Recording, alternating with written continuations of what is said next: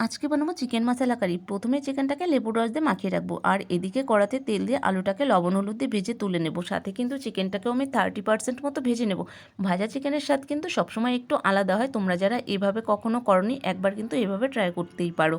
আর তারপরে চিকেনটাকে ভেজে তুলে নিয়ে কিন্তু ওই একই তেলে দেবো গোটা জিরে, শুকনো লঙ্কা, তেজপাতা, দারচিনি, এলাচ, লবঙ্গ, সাথে গোলমরিচ আর আগে থেকে কেটে রাখা পেঁয়াজ দিয়ে ভালো করে ভাজা ভাজা করে নিয়ে এবার দেব আদা বাটা, রসুন বাটা, লঙ্কা বাটা, হলুদ গুঁড়ো, জিরে গুঁড়ো, ধনে গুঁড়ো, লাল লঙ্কার গুঁড়ো, টমেটো পেস্ট আর সাথে লবণ দিয়ে ভালো করে কষিয়ে নিয়ে মশলা থেকে তেল ছেড়ে এলেই দেবো আগে থেকে ভেজে রাখা আলু আর চিকেনটা দিয়ে ভালো করে আবারও নাড়াচাড়া করে নিয়ে দেবো পরিমাণ মতো ঝোল।